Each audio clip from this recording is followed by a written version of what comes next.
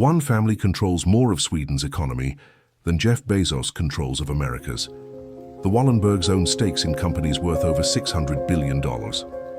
That's ABB, Ericsson, SEB Bank, AstraZeneca, Electrolux, Saab, and 30 other corporations you use every day.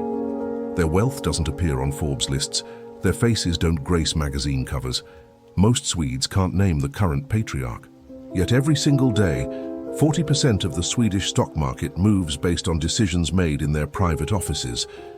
But what nobody knows is how they've held this grip for 7 generations without a single major scandal, government seizure, or family implosion. Every other dynasty, Rockefeller, Rothschild, even the Medicis, eventually fractured or faded, not the Wallenbergs. The secret? A 170-year system so brilliant that Swedish law literally changed to accommodate it.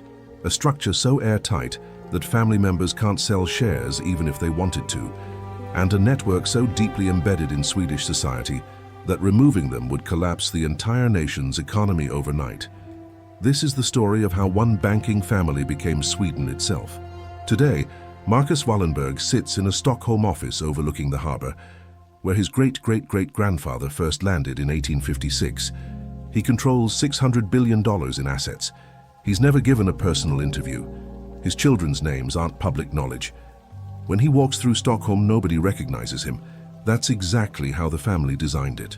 What most people don't know is that the Wallenbergs aren't just rich, they are the Swedish economy.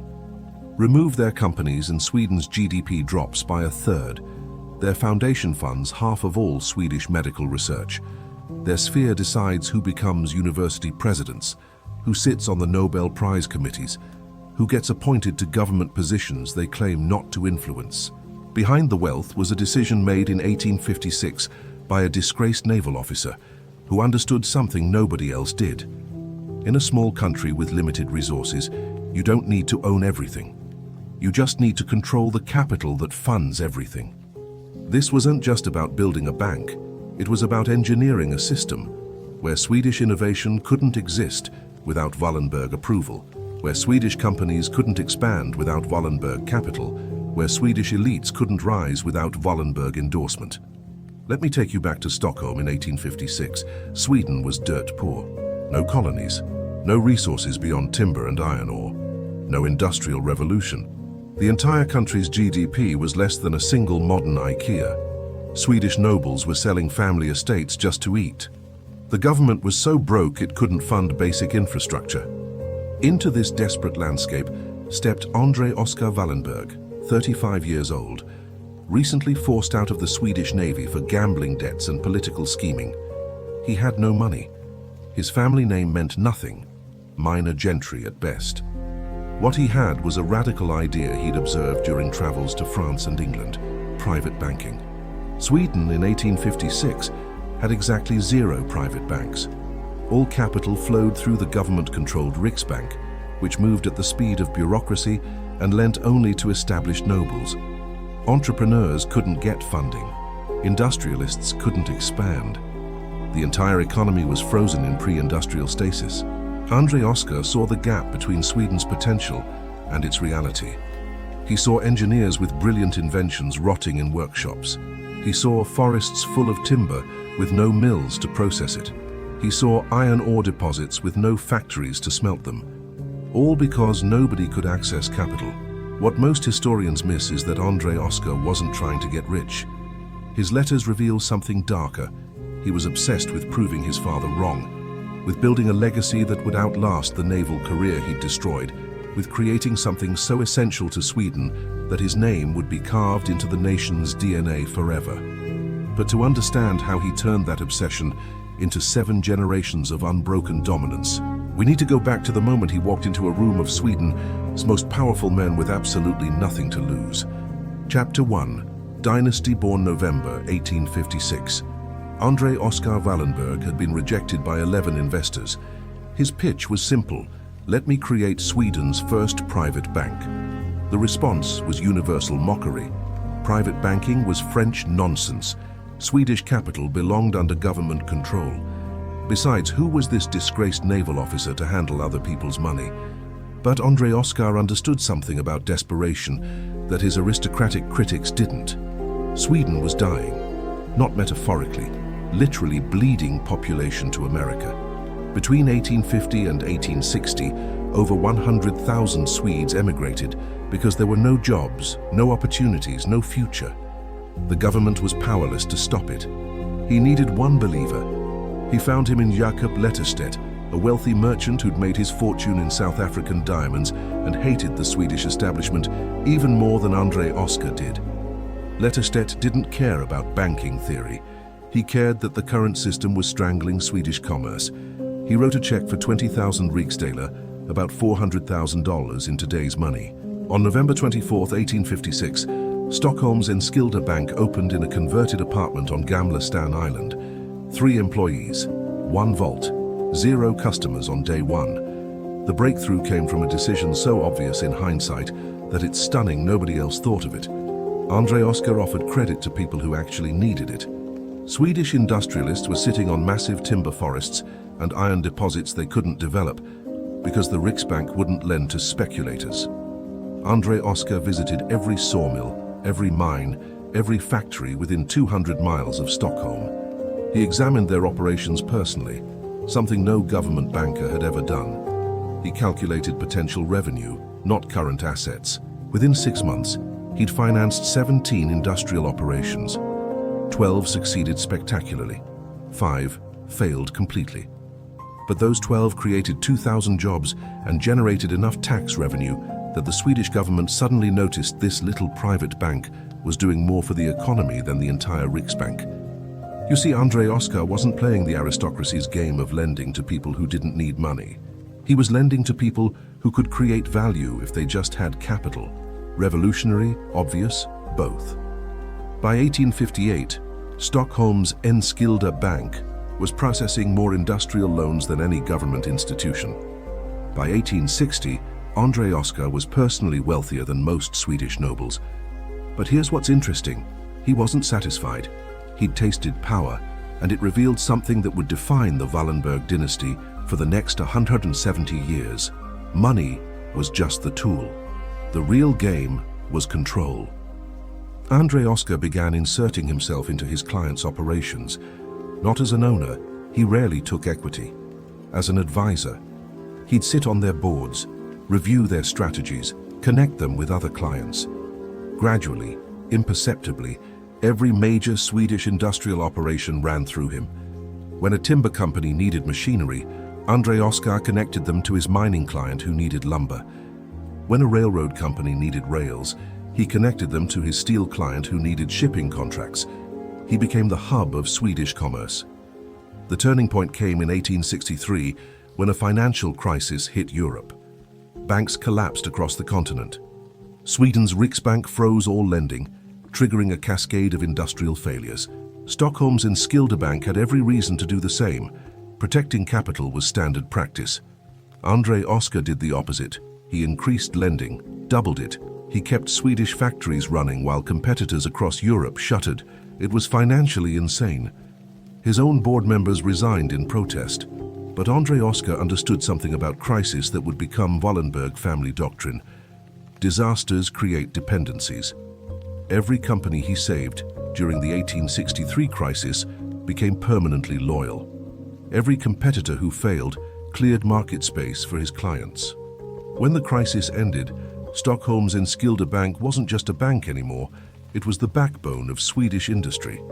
By 1865, André Oscar controlled access to capital for 60% of Swedish manufacturing. He was 44 years old. His children were being groomed to understand that the family business wasn't banking, it was controlling the flow of Swedish progress itself. But this wasn't the end of the foundation phase. The real architecture of Wallenberg power was about to be built by his eldest son, who understood that controlling money was nothing compared to controlling the people who wanted it. Chapter 2. Banking Empire. Knut Agathon Wallenberg looked nothing like his father. André Oscar was charming, persuasive, a natural salesman who could convince a factory owner to borrow money while simultaneously feeling grateful for the privilege. Knut was cold, analytical, and absolutely ruthless about one thing: institutions outlast individuals. When he took control of Stockholm's Enskilda Bank in 1878 at age 33, his first move shocked everyone. He reduced his own salary to nothing, literally 0 kronor. The bank's profit would be reinvested entirely into expanding operations, and this was the key, into creating supporting institutions that would make the bank irreplaceable. Knut understood what his father didn't. A bank that just lends money can be replaced. A bank that controls the entire financial ecosystem cannot be. Between 1878 and 1900, Knut created Sweden's first corporate bond market, 1880, the Stockholm Stock Exchange, 1863, but reorganized under Wallenberg influence in 1883. The Swedish Bankers Association, 1890, Sweden's first pension fund, 1895, the Swedish Export Credit Corporation, 1898. Notice what he was doing. He wasn't just running a bank, he was building the infrastructure through which all Swedish capital would flow forever. Every bond issued went through his market. Every stock traded went through his exchange. Every banker followed his association's rules. Every export deal used his credit system. By 1890, it was literally impossible to do major business in Sweden without interacting with a Wallenberg-controlled institution at some point. That was the design. But here's where Knut's genius really showed. He made it beneficial for everyone. The bond market gave Swedish companies access to cheaper capital. The stock exchange gave investors liquidity. The export credit system helped Swedish goods compete internationally. He wasn't extracting, he was lubricating, taking a tiny fraction of every transaction in an economy he was actively expanding. The numbers tell the story. Between 1880 and 1900, Swedish industrial output increased 400%. Stockholm's Enskilda Bank's assets increased 1,200%. The number of Swedish companies with international operations grew from 14 to 127. Every single one of those 127 companies had Wallenberg financing at some point, yet Knut remained almost invisible. No portraits, no public speeches, no memoir. He'd learned from watching American robber barons attract government scrutiny and public hatred. The Wallenbergs would be the opposite, essential but unnoticed. The strategy crystallized in 1893 during Sweden's worst financial crisis. Banks failed across Scandinavia. The Swedish government itself teetered on default. Stockholm's Enskilda Bank not only survived, it expanded. How? Knut had spent 15 years building relationships with foreign banks, particularly in London and Paris. When Swedish capital dried up, he simply redirected his clients to foreign sources, taking a small arrangement fee on each deal. His competitors, who'd mocked his unnecessary international travel, collapsed. What's interesting is that Knut could have bought his failed competitors for pennies. He didn't. He helped the government arrange bailouts, with Stockholm's Enskilda Bank administering the rescue funds naturally. Why? Because Knut understood that visible monopoly invites regulation, but being the indispensable administrator of everyone else's survival, that creates permanent gratitude and dependency.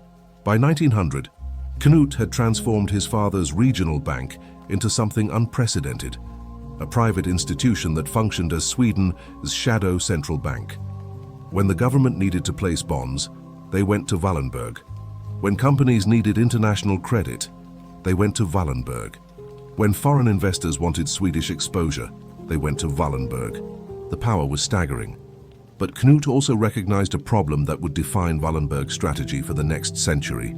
Sweden was too small. The family had maximized their control of Swedish finance. Further growth meant going international or going industrial. Knut chose industrial. Not by building factories. He understood manufacturing was risky and capital-intensive. Instead, he deployed a strategy that would become the Wallenberg signature move, the sphere of influence.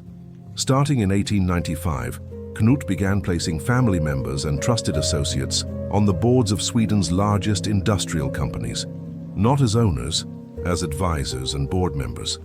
They'd take small equity stakes, just enough for a seat, and use that position to guide strategy, arrange financing, and connect companies within the Wallenberg network. Look at the pattern. 1895, board seat at Stora Kopparberg, mining. 1896, board seat at Atlas Diesel, Machinery, 1898. Board seat at ASIA, Electrical Equipment, later ABB. 1900. Board seat at LM Ericsson, Telephones. Each board seat came with the same deal. Stockholm's Enskilda Bank would provide favorable financing in exchange for strategic input. The companies got cheaper capital and connections to other Wallenberg companies. The Wallenbergs got control over Swedish industrial development. By 1905, Knut sat on 17 corporate boards. His sons sat on 12 more. Together, they influenced companies employing 30,000 people in a country of just 5 million. That's like controlling employers of 2 million Americans today. But this wasn't just about economic power. Knut understood that in Sweden's tight-knit elite, economic power converted directly into social and political power. He married his daughters to diplomats and politicians. His sons married into old noble families. The Wallenbergs became impossible to separate from the Swedish establishment, not through force, but through a web of relationships so dense that harming the family meant harming Sweden itself. The transition to the third generation would test whether this web could survive the worst crisis in European history and whether the Wallenbergs would profit from it. Chapter 3. Industrial Conquest. Marcus Wallenberg Sr. inherited the sphere in 1911 with one advantage his grandfather never had: legitimacy. The Wallenbergs weren't upstarts anymore. They were Sweden itself. Marcus Sr. had been educated at Stockholm University alongside future cabinet ministers. His wife was a Bonnier, Sweden's most powerful publishing family. His brothers controlled shipping lines and mining operations. The family wasn't just wealthy, they were woven into the fabric of Swedish power. But Marcus Sr. recognized that legitimacy without adaptation was just aristocratic decay. Sweden in 1911 was industrializing rapidly, and the old banking model, lending money and taking board seats, wasn't enough anymore. Swedish companies needed massive capital injections to compete with German and American giants. His solution was brilliant and completely changed how the Wallenbergs operated. Instead of lending to companies, they'd build them. The first experiment was ASIA, the electrical equipment manufacturer. Founded in 1883, ASIA was struggling by 1911, undercapitalized, poor management, losing market share to German competitors. Marcus Sr. could have let it fail or offered a traditional loan. Instead, he orchestrated a complete restructuring. Stockholm's Enskilda Bank bought a controlling stake. Marcus Sr. personally recruited a new CEO, Sigfrid Edström, a brilliant engineer who'd studied at MIT. The Wallenbergs provided unlimited working capital. In exchange, ASIA would focus exclusively on electric power infrastructure, particularly hydroelectric turbines, where Sweden had natural advantages.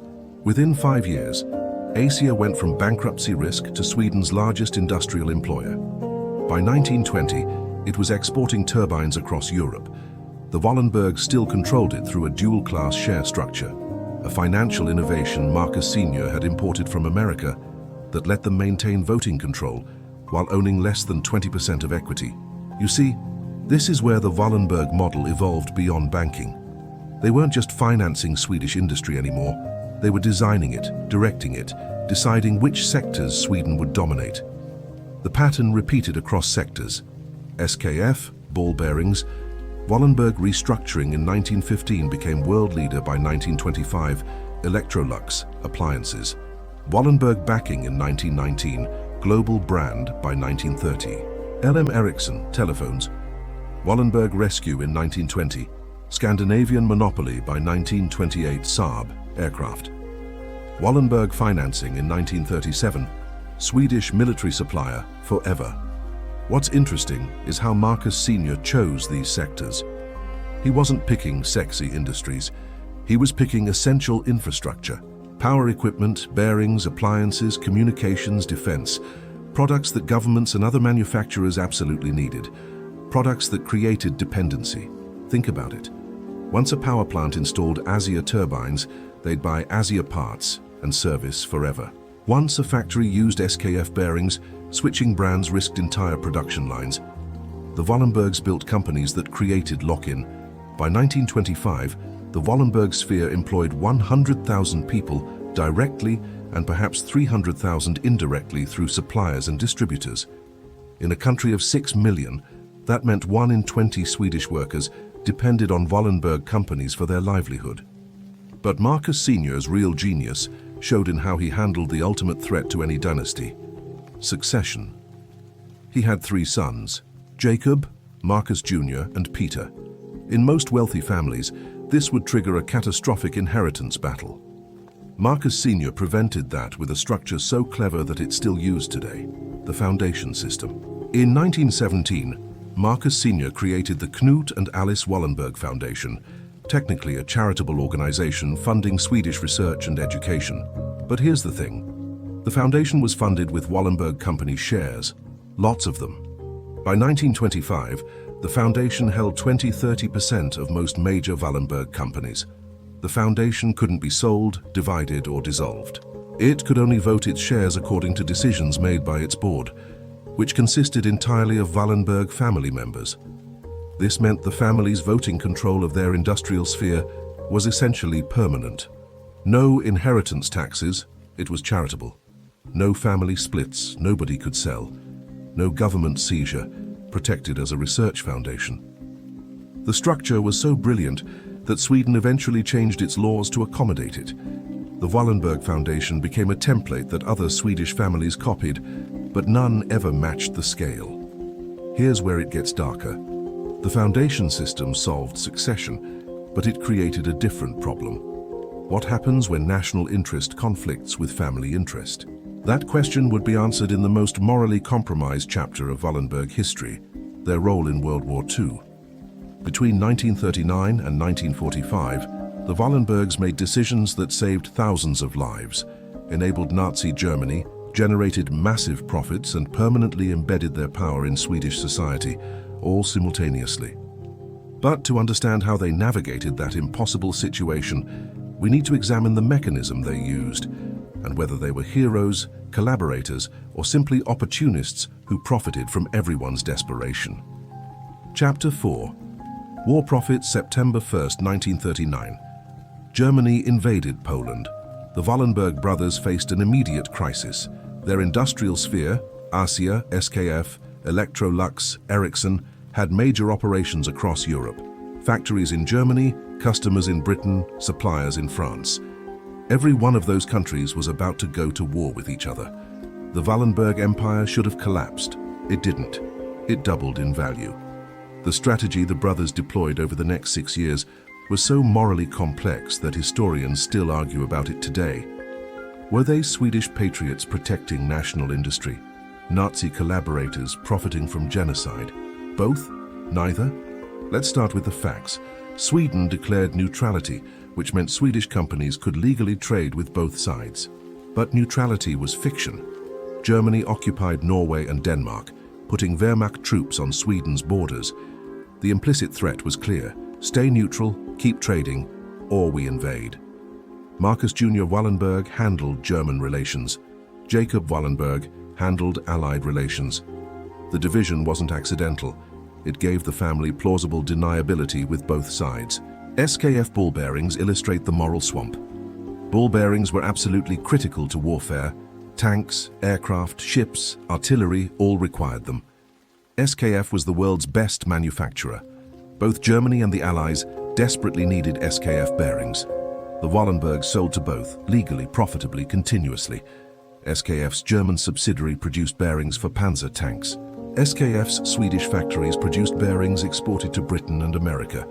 When Allied bombers destroyed SKF's German plants, Marcus Jr. negotiated to rebuild them. When the Allies demanded Sweden cut exports to Germany, Jacob secured exceptions for SKF as essential humanitarian supplies. The numbers are staggering.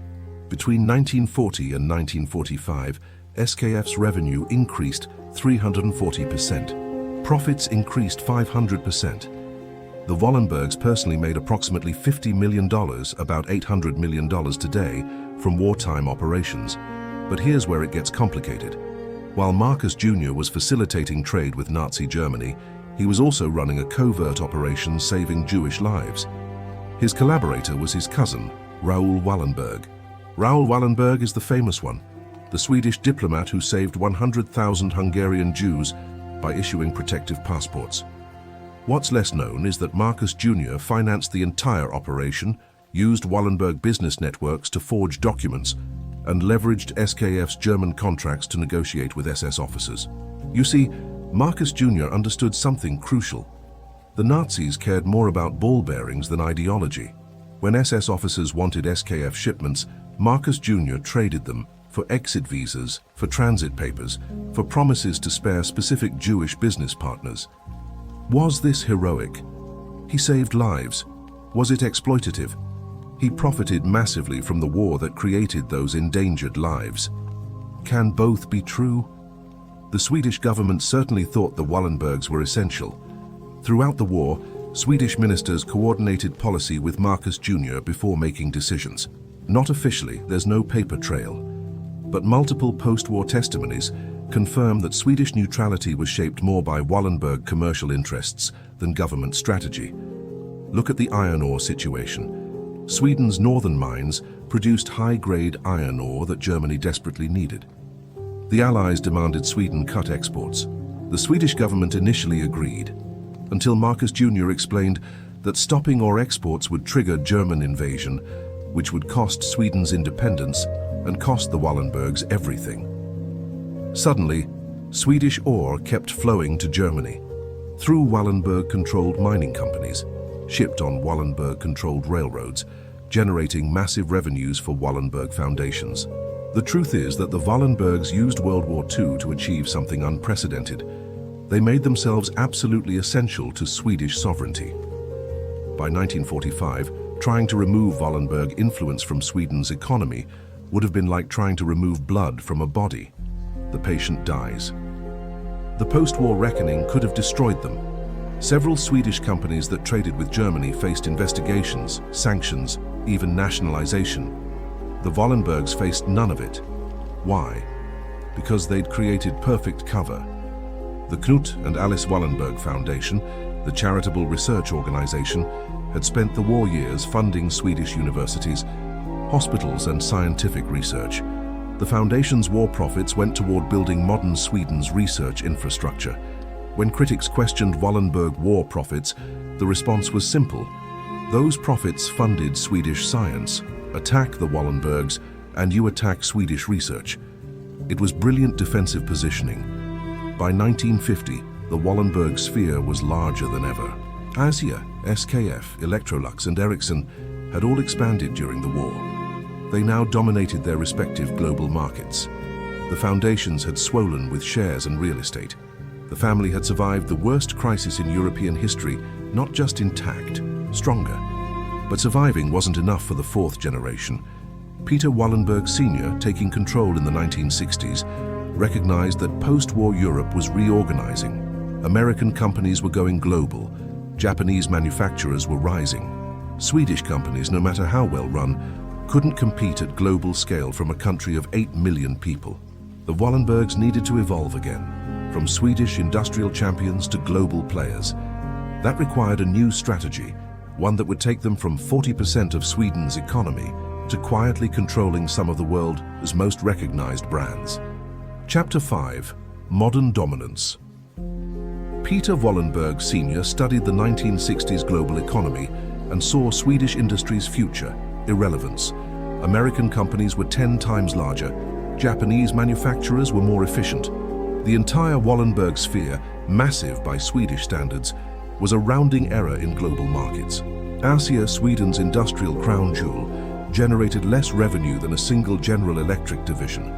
His solution was counterintuitive. Instead of trying to build Swedish giants, he'd merge them into global ones while maintaining control. The first test was Asia. By 1980, Asia was profitable but too small to develop next-generation technology. Germany's Siemens and America's GE were outspending them 5-1 on R&D. Asia faced slow decline into irrelevance or acquisition by a foreign competitor. Peter orchestrated something brilliant instead. In 1988, Asia merged with Switzerland's Brown Boveri to create ABB, a $30 billion global electrical equipment giant. Sweden got a world-class industrial champion. The Wallenbergs kept control through dual-class shares and foundation voting rights. Think about what he achieved. ASEA was Swedish, easily regulated by Swedish government, vulnerable to nationalization if politics shifted left. ABB was multinational, technically Swiss-registered, untouchable by any single government. But the Wallenbergs still controlled the board. The pattern repeated ruthlessly. Ericsson expanded from Nordic telephony to global mobile networks, 1990s. SEB Bank merged with regional banks to become Scandinavia's largest. 2000 AstraZeneca formed from Swedish Astra, merging with British Zeneca, 1999. Electrolux acquired 400 appliance brands worldwide, 1980-2000. By 2000, the Wallenberg sphere was unrecognizable from its Swedish industrial roots. ABB employed 160,000 people in 100 countries. Ericsson powered mobile networks for 1 billion people. AstraZeneca developed blockbuster drugs used globally. But the control structure remained pure Wallenberg. Foundations holding voting shares, family members on boards, strategic decisions flowing through Stockholm. Here's what's interesting. As the companies went global, Wallenberg ownership actually decreased. They owned perhaps 5 to 15% of equity in most sphere companies by 2000, down from 20 to 40% in 1960. But their voting control stayed at 20 to 40% through dual-class shares. You see, Peter understood that globalization didn't require owning companies, it required controlling their strategy. A 5% equity stake costs a fraction of a 40% stake, freeing capital to expand the sphere. But 40% voting control means you still decide CEO appointments, major investments, and whether to accept takeover bids. This structure let the Wallenbergs do something no other family dynasty managed: expand during an era when most dynasties were being diluted by public markets and inheritance splits. While the Rockefellers, Rothschilds, and Vanderbilts saw their wealth fragment across generations, the Wallenbergs concentrated control through foundations that legally couldn't fragment. The numbers by 2005 were absurd. Wallenberg sphere companies, 40% of Stockholm Stock Exchange market cap, combined revenue $150 billion annually, combined employees 600,000 worldwide. Wallenberg family direct ownership, perhaps 5% of sphere equity. Wallenberg family voting control, 35 to 40% of sphere votes. How did they maintain this without triggering regulatory backlash? By being useful to Sweden in ways that went beyond economics. The Knut and Alice Wallenberg Foundation became Sweden's largest private research funder.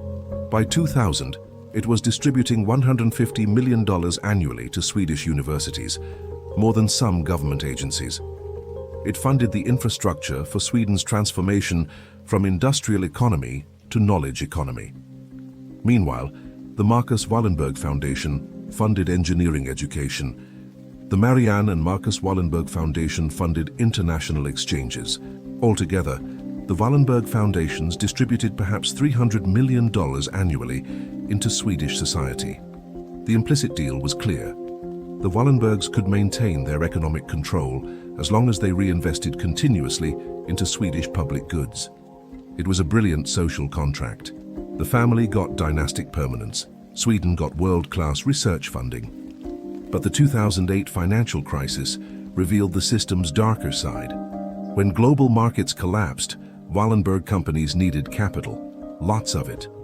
The foundations couldn't provide enough. Their assets were locked in long-term holdings.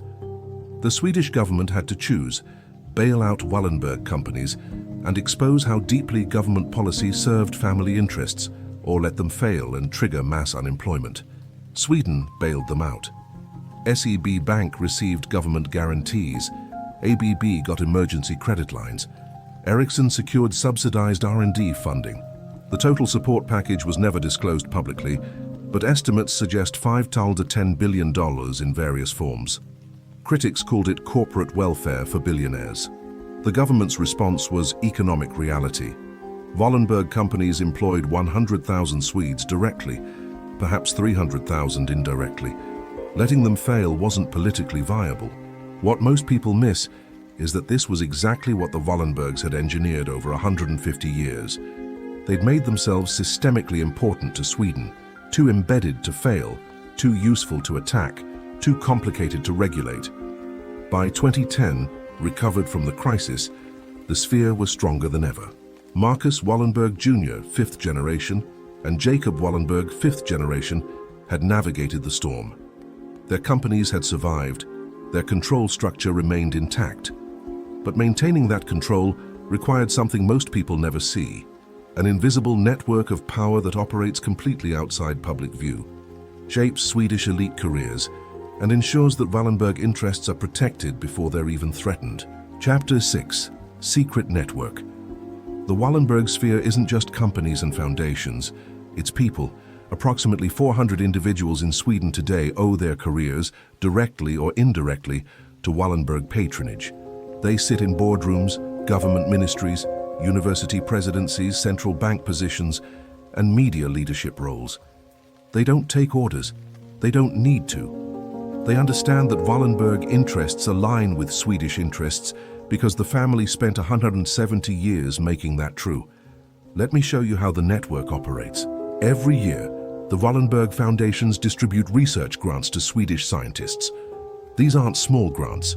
They're often $5 to $10 million for a single lab, enough to fund an entire research group for 5 years. Receiving a Wallenberg grant is career-defining. It means equipment, personnel, publications, international recognition. Now, who decides which scientists get grants? The foundation boards, which include Sweden's most prestigious researchers, all of whom previously received Wallenberg grants themselves. They select the next generation of grant recipients, who will eventually serve on the boards, who will select the next generation. It's a self-perpetuating system of patronage that shapes Swedish research priorities. Not through coercion, through gratitude and alignment. A researcher who built their career on Wallenberg funding naturally sees the foundation as benevolent, the family as essential to Swedish science. The pattern repeats across sectors. The Wallenberg sphere companies employ the best Swedish engineers, managers and executives. These individuals then move into government positions, bringing pro-business perspectives shaped by years in Wallenberg companies. They don't see themselves as corrupted. They see themselves as experienced leaders who understand how business works. Look at Sweden's central bank, the Riksbank. Since 1950, 8 different Riksbank governors have served. 6 had prior careers in Wallenberg sphere companies or on boards of Wallenberg foundations. Coincidence? Or evidence of how thoroughly the family has embedded itself in Swedish financial governance? The media dimension is subtler, but equally powerful. Sweden's major business newspapers, Dagens Industri Affärsvärlden, depend on advertising revenue from Wallenberg sphere companies. They don't receive orders to avoid critical coverage. They don't need to. Their business model requires maintaining access to executives who might grant interviews, to companies that might share financial data. Investigative journalism into Wallenberg operations essentially doesn't exist in Swedish media. When I researched this script, I found hundreds of puff pieces about Wallenberg philanthropy, perhaps a dozen critical analyses, almost all from academic researchers, not journalists. Here's where it gets really interesting. The Nobel Prize committees. Sweden administers several Nobel Prizes, particularly the economics and chemistry prizes. The selection committees include Swedish academics who've built careers at Wallenberg-funded universities using Wallenberg-funded equipment, with research budgets sustained by Wallenberg grants. Does this corrupt the Nobel process? Probably not directly. The prizes go to genuinely groundbreaking work. But it illustrates how deeply Wallenberg influence penetrates Swedish institutions. There's literally no major Swedish institution, academic, financial, industrial or cultural, where you can't find Wallenberg connections if you look. The network extends internationally through something called the Wallenberg Sphere Companies International Advisory Board, a private group of global business leaders who meet annually with family members. Membership is invitation only. Attendees have included CEOs from Siemens, General Electric, Nestlé and major banks. What do they discuss? Officially, nothing. There are no public minutes. But the connections matter. When Wallenberg companies need international partners, board members, or crisis management advice, They have a pre-built network of global elites who understand the family's importance. You see, this is the real source of Wallenberg power in the modern era. It's not ownership percentages or voting rights. Those are just legal mechanisms. The real power is social capital accumulated over 7 generations. The power to pick up a phone and reach almost anyone in Swedish society. The power to have your perspective considered first, because everyone assumes Wallenberg interests align with national interests. But here's the vulnerability. This network depends on continued family competence. If a weak generation took control, if internal family conflicts spilled public, if they made a major strategic blunder, the network could evaporate. Patronage networks are loyal only as long as retry continue edit. The patron remains powerful. Which brings us to the most secretive aspect of Wallenberg operations, how they've managed 7 generations without a single public family implosion, and what mechanisms ensure the 8th generation will be just as competent as the first. The family governance system is something most Swedes don't know exists. It's never been fully documented publicly, but through corporate filings, foundation disclosures, and interviews with former employees, the outline is clear, and it's absolutely ruthless. First, family members don't inherit control, they earn it. Every Wallenberg since the 3rd generation has followed the same path. Elite Swedish education, followed by international graduate work, usually Harvard or MIT, followed by employment outside the sphere for 5 to 10 years, followed by junior positions inside sphere companies, followed by evaluation for family leadership roles. The evaluation process is brutal. Current generation leaders assess younger family members on competence, strategic thinking, discretion, and commitment to family doctrine. Family members who don't measure up are moved into non-operational roles, foundation boards, philanthropic positions, comfortable sinecures that keep them wealthy but powerless. This is how the Wallenbergs avoided the curse that destroys most dynasties: incompetent heirs. They simply don't give incompetent heirs control. One former sphere executive described it to a researcher: the family eats its weak. Not publicly, not cruelly, but absolutely. If you're not capable, you're sidelined. The current generation illustrates this perfectly. Marcus Wallenberg and Jacob Wallenberg, born 1956 and 1956, both 5th generation, control the sphere as co-leaders, but they have numerous cousins, siblings, and other family members, perhaps 25 adults with Wallenberg blood. How many hold operational power? Exactly 2. The rest serve on foundation boards, attend family meetings, receive distributions from family trusts, but they don't make decisions. The system concentrates power in the most capable family members, regardless of birth order or gender. Second, the family operates under omerta-level secrecy about internal operations. No Wallenberg has ever published a memoir. No family member has ever given a personal interview about family dynamics. When business journalists interview Marcus or Jacob Wallenberg, the conversations are strictly about corporate strategy, never family. This isn't just preference, it's enforced policy. Family members sign confidentiality agreements as a condition of receiving trust distributions. Breaking family privacy rules means being cut off financially and socially. It's never happened publicly, which suggests either perfect compliance or perfect enforcement. The secrecy extends to basic facts. How many Wallenberg family members are there? Unknown. What's the family's total wealth? Estimates range from $100 billion to $300 billion, depending on how you calculate sphere company values. Where do family members live? Mostly Stockholm, but specific addresses aren't public. What's interesting is why this secrecy matters. In an era of social media and transparency, the Wallenbergs remain genuinely mysterious. Most Swedes under 30 couldn't pick Marcus Wallenberg out of a lineup. This invisibility is protective. You can't be targeted by populist anger if nobody knows your face. Third, the family has institutionalized crisis management. Every Wallenberg generation has faced existential threats.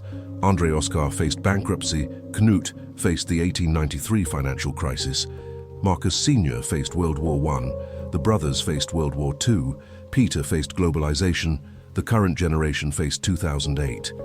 Each time, the family emerged stronger. That's not luck, it's preparation. The sphere maintains dedicated crisis teams that wargame potential disasters.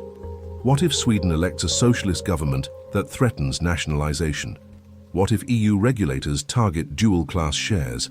What if a major sphere company collapses? What if family succession fails? For each scenario, they have prepared responses, legal strategies, political connections to activate, media narratives to deploy, financial restructurings to implement. When 2008 hit, they weren't scrambling. They were executing a pre-planned response. The network activates during crises. Former sphere executives in government positions suddenly become valuable. Academic researchers who've received foundation grants write op-eds about the importance of Swedish industrial champions. Business journalists remind readers about Wallenberg philanthropy. It's not conspiracy, it's social capital being deployed. But the effect is the same. The family weather storms that would sink anyone without their network. The question facing the current generation is whether this system can survive modern challenges that are fundamentally different from anything previous generations faced. Wealth transparency laws, EU regulatory harmonization, and most dangerous of all, populist movements that target exactly the kind of entrenched elite power the Wallenbergs represent. Chapter 7. Power preserved, the Panama Papers leaked. Millions of documents exposing how wealthy families hide assets in offshore havens. Massive public outrage. Government investigations across Europe. Several elite families faced criminal charges. Public shame, forced asset disclosure. The Wallenbergs? Not mentioned once. Not because they don't use complex financial structures, they absolutely do. But because their structures are entirely legal, entirely Swedish and entirely public in the ways that matter. The foundation system they pioneered in 1917 has been refined over a century into something that achieves offshore-style tax efficiency while appearing completely transparent. Here's how it works. The Knut and Alice Wallenberg Foundation is registered as a charitable organization, so it pays no taxes on investment returns. It owns perhaps 20–30% of Wallenberg sphere companies through holding vehicles. Those companies pay corporate taxes, but the dividends flowing to the foundation are tax-free. The foundation then distributes money in three directions: research grants, public, prestigious, operational expenses modest, and grants to other Wallenberg family foundations, private, strategic. Those secondary foundations support family members, fund family education, maintain family properties. But it's all legally characterized as charitable work supporting Swedish interests. The result? Billions in wealth transfer across generations with minimal taxation, zero public scandal, and actual social benefit through research funding. It's tax optimization disguised as nation building. Swedish politicians could change this. But why would they? The foundations fund research that makes Sweden internationally competitive. They support universities in politicians' home districts. They employ thousands of voters. Attacking the Wallenberg Foundation system means attacking Swedish research funding, political suicide. Look at what happened in 2006 when a left-wing coalition proposed restricting dual-class shares. The Wallenberg sphere companies threatened to reincorporate outside Sweden, which would devastate the Stockholm Stock Exchange and cost Sweden billions in tax revenue. The proposal died in committee. You see, this is how entrenched the Wallenbergs have become. They don't need to lobby aggressively or make political donations. They just need to exist. Their economic importance is the lobbying. But modern threats to Wallenberg power are subtler than regulation. The real danger is irrelevance. The sixth generation, currently in their 30s and 40s, faces a fundamentally different world than their parents. Digital technology is disrupting every industry. Chinese and American tech giants dwarf traditional industrial companies. The entire Wallenberg model of controlling capital-intensive manufacturing seems increasingly outdated. ABB's market cap, $50 billion. Apple's market cap, $2.5 trillion. The Wallenbergs built power by controlling essential infrastructure, power equipment, bearings, telecommunications, hardware. But modern essential infrastructure is software platforms, data centers, artificial intelligence, industries where Sweden has no natural advantages and where Wallenberg capital can't buy dominance. The family's response has been fascinating to watch. Since 2010, they've quietly shifted toward life sciences, climate technology, and digital infrastructure, sectors where Swedish research universities, Wallenberg funded, naturally have genuine expertise. They backed Spotify early.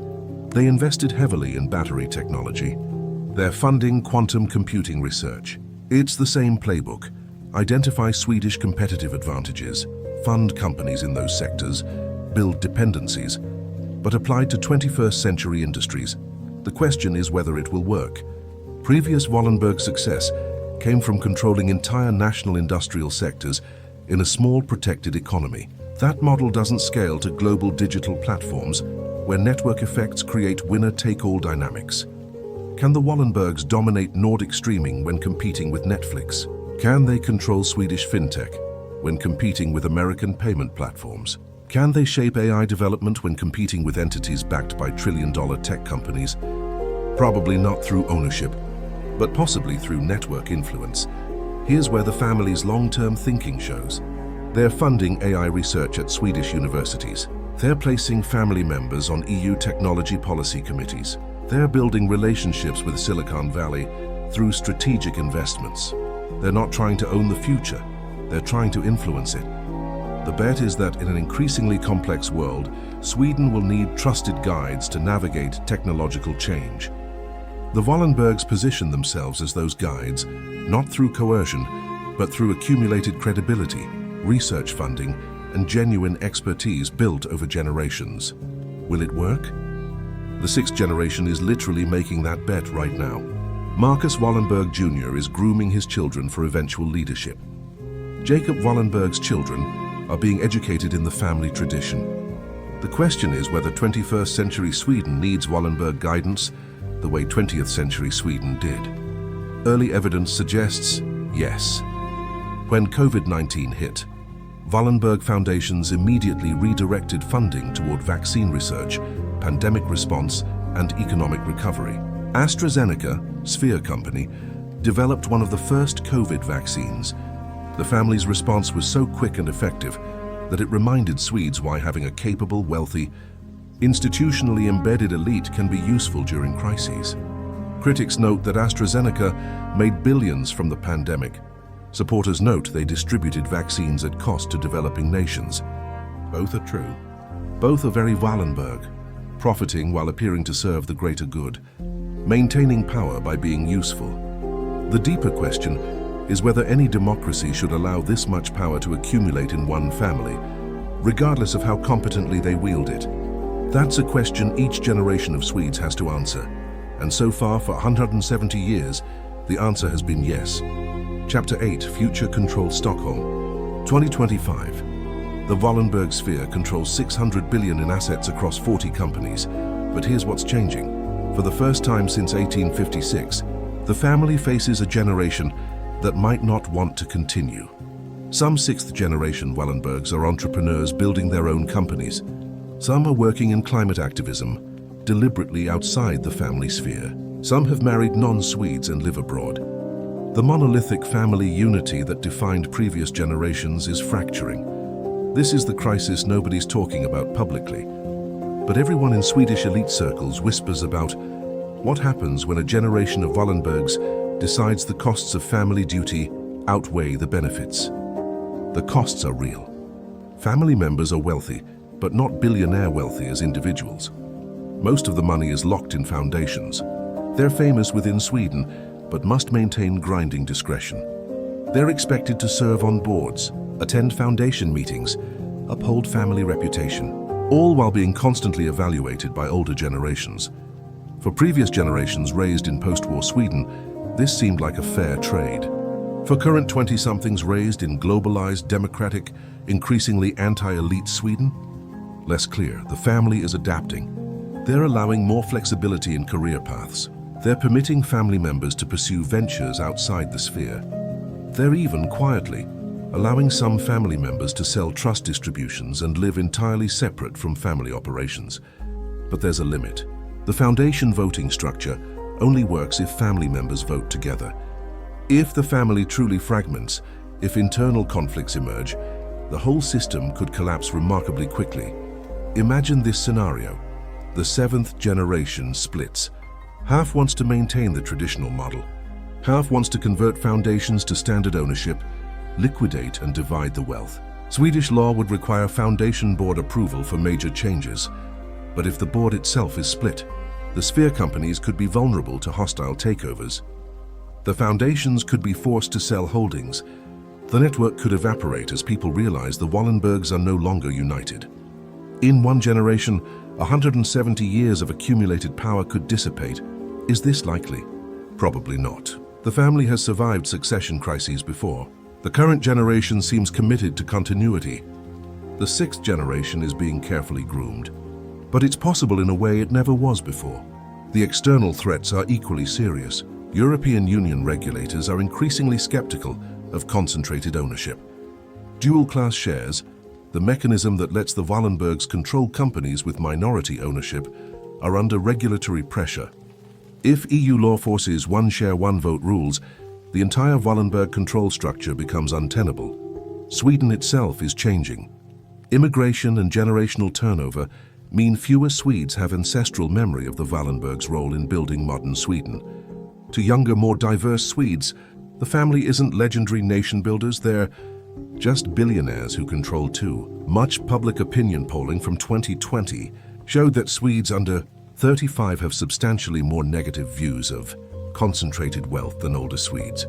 That's a demographic time bomb for the Wallenbergs. If Sweden elects genuinely left-wing governments in the 2030s, foundation structures could face legal challenges. The family's response has been characteristically strategic, become more useful, more generous, more publicly beneficial. The foundations have increased research distributions. They've funded climate initiatives. They've backed startups founded by immigrants. They're trying to make the Wallenberg presence beneficial to a Sweden that looks very different from the homogeneous nation their ancestors knew. But here's the paradox. The more useful they become, the more they prove that concentrated private wealth can achieve public good, which undermines arguments for democratic control of the economy. The Wallenbergs are so effective at benevolent elitism that they make elitism seem benevolent. Is that good for Sweden? You could argue yes. The foundations fund research that government budgets can't match. You could argue no. No family should have this much power regardless of how well they use it.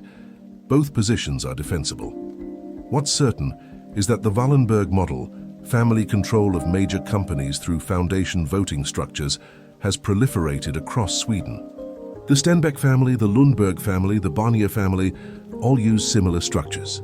The Wallenbergs didn't just build a dynasty, they created a template for Swedish capitalism. About 15 families now control roughly 70% of the Stockholm Stock Exchange through foundation-based voting control.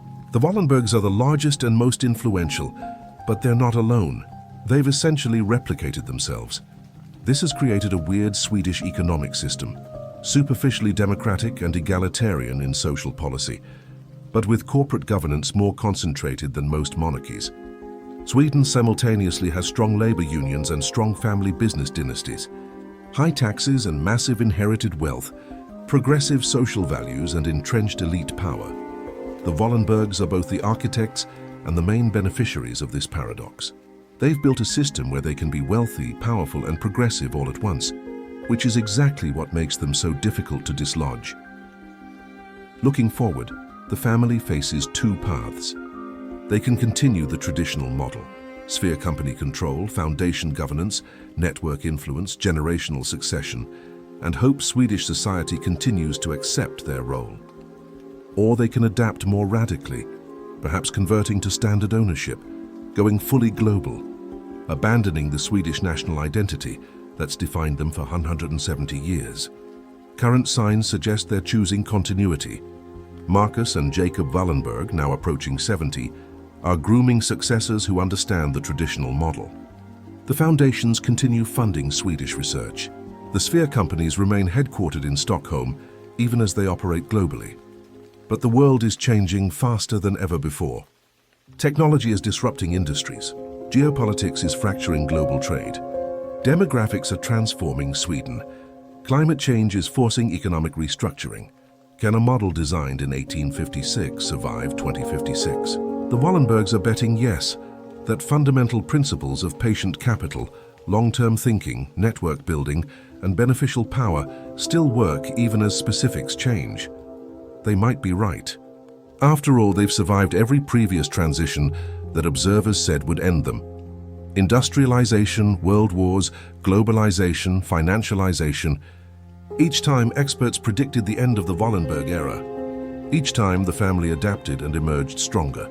Or they might finally face the limits of what one family can control in an increasingly complex, democratic, transparent world. Either way, understanding the Wallenberg story is essential to understanding how modern capitalism actually works, not through markets and competition, but through networks, legacy, and the patient accumulation of power over generations. So we've seen how one family went from a disgraced naval officer's desperate bank to controlling 40% of Sweden's economy. They did it through several key innovations. The foundation system that made their control permanent.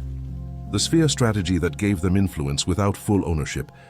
The network approach that made them essential to Swedish success.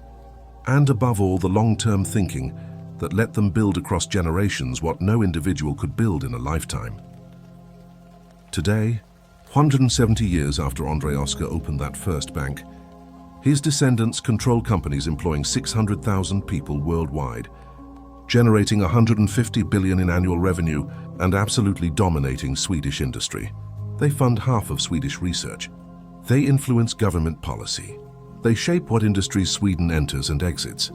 When you step back and look at the full picture, the Wallenbergs have achieved something almost no other family has. They've outlasted the Rockefellers, the Vanderbilts, the Carnegies. They've maintained coherent strategy across 7 generations. They've turned banking profits into industrial dominance, into international reach, all while staying remarkably scandal-free. But there's a darker side to acknowledge. They've accumulated this power in a democracy that supposedly opposes hereditary privilege. They've used legal structures to avoid taxes, while benefiting from public infrastructure. They've had disproportionate influence over Swedish policy for 170 years. Influence. That was never democratically granted, and can't be democratically removed. The real lesson here isn't about wealth or business strategy, it's about how power actually works in modern societies. We like to think democracies run on votes and laws, but in Sweden, and probably in your country too, there are shadow structures of elite power that shape everything underneath the democratic surface. The Wallenbergs are just unusual in being visible if you look closely. Most elite networks are even more hidden. Most wealthy families are even more protective of their privacy. The Wallenbergs at least fund public goods and maintain Swedish companies. Others simply extract. So the question remains, is Sweden better off with the Wallenbergs? Would Swedish innovation have happened without their capital and guidance? Or has the country paid too high a price in concentrated power for whatever economic benefits they provided? You could argue they've been remarkably responsible stewards of enormous power. You could argue no family should have that power, regardless of how responsibly they use it. You could argue both are true simultaneously. What's certain is that the Wallenberg model, patient capital, long-term thinking, family continuity, foundation structures, network influence, is being studied by wealthy families worldwide. From Silicon Valley to Singapore, people are learning from how the Wallenbergs turned banking profits into permanent dynastic power. Whether we like it or not, the Wallenberg story isn't just Swedish history. It's a blueprint for how 21st century oligarchy might operate. Invisible, beneficial, deeply embedded, and almost impossible to dislodge. In 1985, 5 men met in a hotel suite in New York and destroyed the world's second largest economy. Japan was unstoppable. Their cars outsold Detroit 3-1. Their electronics dominated global markets. Their banks were the world's largest. Tokyo real estate was worth more than all of California. Economists predicted Japan would overtake America as the world's largest economy by 2,000 tons. Then came September 22, 1985, the Plaza Accord, an agreement signed in one afternoon that would trigger the greatest economic collapse in modern history outside of wartime. Within 5 years, Japan's stock market lost 60% of its value. Real estate crashed 80%. Economic growth stopped for 30 years. An entire generation lost their savings, their jobs, their futures, But what nobody knows is that this wasn't an accident. It wasn't a policy mistake or an unforeseen consequence. American officials orchestrated Japan's economic destruction deliberately, systematically, and with full knowledge of what would happen. Internal documents declassified in the 2000s revealed Treasury officials predicted exactly how Japan would collapse and proceeded anyway. The weapon? Currency manipulation so aggressive, it makes modern trade wars look like friendly negotiations. The method? Forcing Japan to choose between economic suicide and trade sanctions that would destroy them even faster. The result? 3 decades of stagnation that turned the world's most dynamic economy into a cautionary tale. This is the story of how America won the Cold War, not by defeating the Soviet Union, but by economically destroying its own ally to maintain global dominance. Today, Japan's economy is stagnant. Growth has averaged less than 1% annually for 30 years. Young Japanese people expect to be poorer than their parents. The phrase "lost decades" defines an entire era. But in 1985, Japan was America's nightmare. They'd rebuilt from World War II devastation to become the world's manufacturing powerhouse in just 40 years. Sony, Toyota, Honda, Panasonic, Japanese brands dominated global consumer markets. Japanese manufacturing quality made in America sound like a warning label. What most people don't know is that Japan's economic miracle created an existential crisis for American power. This wasn't just about jobs or trade deficits. It was about the fundamental architecture of global power, shifting from Washington to Tokyo. Behind the economic statistics was a darker reality. American politicians were terrified. By 1985, the U.S. trade deficit with Japan hit $50 billion, an astronomical figure that represented hundreds of thousands of lost American manufacturing jobs. Detroit was collapsing. Steel towns were dying. Entire regions of America's industrial heartland were being gutted by Japanese competition. This wasn't just about economics, it was about national identity and military dominance. The United States had won World War II by outproducing every other nation combined. American manufacturing superiority was the foundation of American military power. Japan's rise threatened that foundation. The American political establishment faced a choice: accept gradual decline as Japan overtook them economically, or use every tool of American power, diplomatic, financial, and coercive, to force Japan back down. They chose the latter. Let me take you back to 1945. Japan was destroyed, cities firebombed into rubble, industry shattered, population starving. The emperor surrendered unconditionally aboard the USS Missouri. General Douglas MacArthur ruled Japan as a military occupation government. America rebuilt Japan deliberately. Not out of generosity, out of Cold War strategy. They needed a democratic, capitalist, pro-American ally in Asia to counter Soviet and Chinese communism. So they reformed Japan's government, funded reconstruction, and opened American markets to Japanese exports. The plan worked too well. By 1970, Japan had become the world's second-largest economy. By 1980, Japanese manufacturing quality surpassed American standards. By 1985, Japan wasn't just catching up to America, they were threatening to overtake it entirely. What most historians miss is that American officials saw this coming as early as 1980 but couldn't agree on how to respond. Free market conservatives argued for letting competition play out. Industrial state liberals wanted protectionist barriers. The Reagan administration was paralyzed between ideological commitment to free trade and political pressure from devastated manufacturing regions. But to understand how America finally decided to act and how they weaponized currency markets to destroy Japan's economy while maintaining plausible deniability, we need to go back to the moment when Japan's economic miracle became America's strategic crisis.